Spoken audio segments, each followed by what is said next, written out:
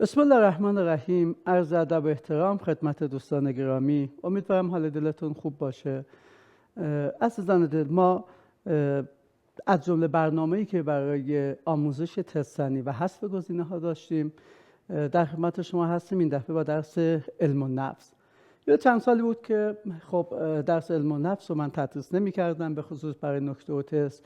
امسال به دلیل اینکه خب منابع باز مثل بقیه درس‌ها منابع رو تغییر داده بودن و خب من دوست داشتم بچه‌ها از کیفیت و اون میانگین تست رو بالا ببرن و روی منابع جدید هم مسلط باشن. به همین دلیل خودم امسال برای درس علم و نفس هم در خدمت شما عزیزان خواهیم بود و اون هم به دلیلی که بچه‌ها منابع یعنی تست‌های درس علم و نفس رو خیلی با مفاهیم روانشناسی تطبیق دادن و خب یه مقداری برای بالا بردن میانگین همین درس هم دوباره نشستیم درس علم و نفس رو تبدیل کردیم به تست‌های تالیفی و همه منابع جدید رو انتخاب کردیم که انشاءالله بتونیم امسال هم تو این درس هم حتی میانگین درصدمون رو بالا ببریم. یکی از تست‌هایی که انتخاب کردیم برای امروز میگه کدوم یک از مفاهیم از افعال عقل با رویکرد شناختی، شناخت و گشتالت درمانی میتوان توجیه کرد. پس ببینید اولین سوالی هم که ببینید سوالا رو ما بر اساس تطبیق 5 سال اخیر میایم طرح میکنیم. یعنی تو تست‌های تالیفی وقتی من تست تالیفی انتخاب میکنم، تست‌ها بر اساس 5 سال اخیر میرم رفرنس ها رو انتخاب میکنم. اینجا اومده گفته کدوم یک از مفاهیم افعال عقل با رویکرد شناختی، با خود گشتالت درمانی، شناخت درمانی، حتی روانکاوی میتونیم بگیم که تطبیق میدیم. ببینیم ما توی بچه‌ها حالا ما در مورد علم و نفس مفاهیم خیلی جذاب هم هست. اتفاقا ما در مورد مراتب عقل و مرتبه های عقل اینجا صحبت نمی کنیم، در مورد افعال عقلی بحث می کنیم. افعال عقلی بچه‌ها از شعور که ابتدایی ترینش هست ما شروع می کنیم تا به کامل ترینش که به درایت برسیم. یعنی افعال عقلی ابتدایی ترین شعور، بعد تذکر، بعد تذکر فقه، بعد فقه حالا بصیرت و مرحله آخرش میشه چی؟ درایت. یعنی حتی اگر از من بپرسن که ابتدایی ترینش کدوم هست، توی افعال عقل میگم شعور. اگر بگه کامل ترینش کدومه میگم درایت. وقتی که میگه مثلا اولوالالباب کدوم هست، در افعال عقل میتونم به درایت هم اشاره کنم.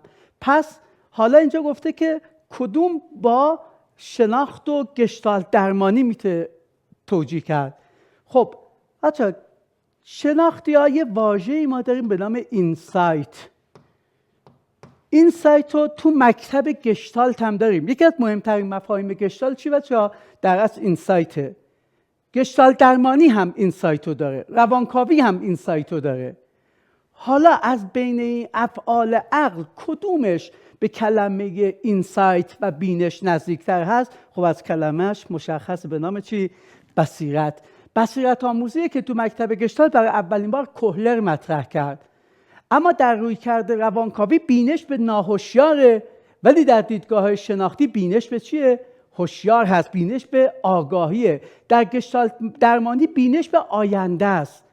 در اصل بینش به حال آینده. به همین دلیل که میگه وقتی که بین حال و آینده فاصله ایجاد میشه، فرد دچار چی میشه؟ تعارض یا دچار اضطراب میشه. پس اون چیزی که با مفهوم در اصل اینسایت هم پوشانی داره، در اصل از بین اینها از بین افعال عقل میشه چی؟ بصیرت.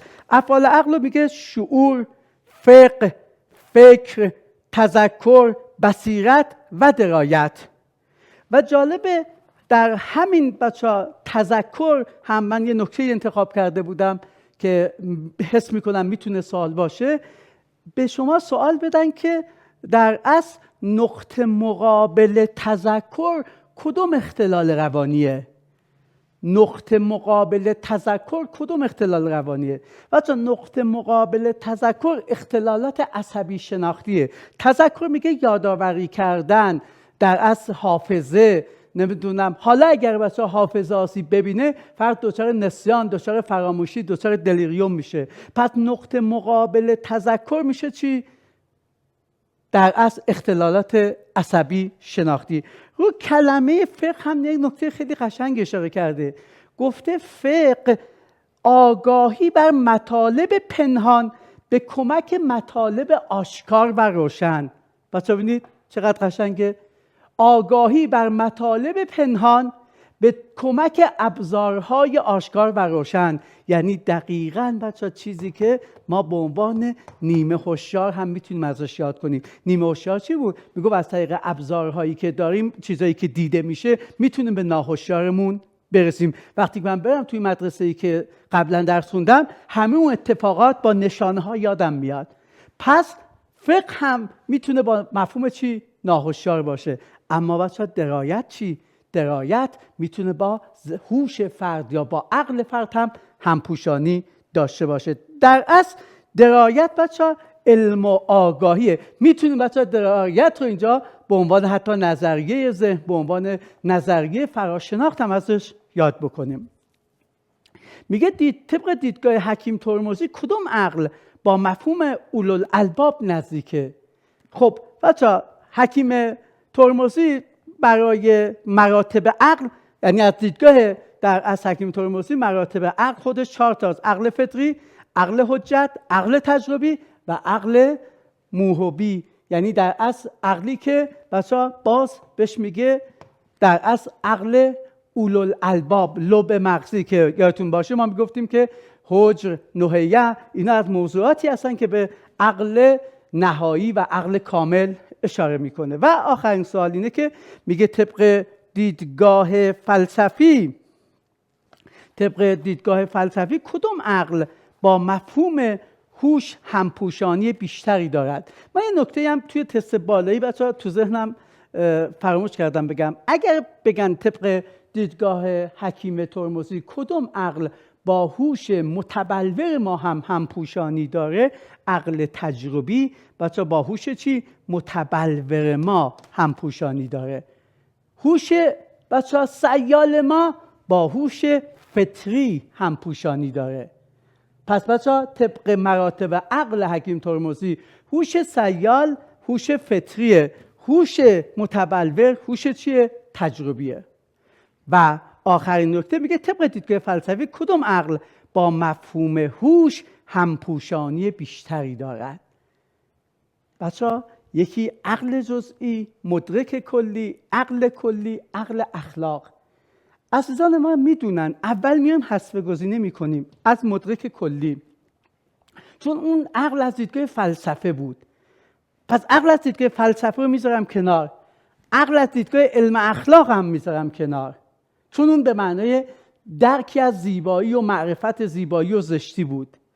بین بچه‌ها عقل کلی و عقل جزئی اینجا باید از دانش خودم استفاده کنم که استاد سرکلاس چی گفته؟ گفت که عقل جزئی با ضریب هوشی یا در اصل با مفهوم هوش همپوشانی دارد.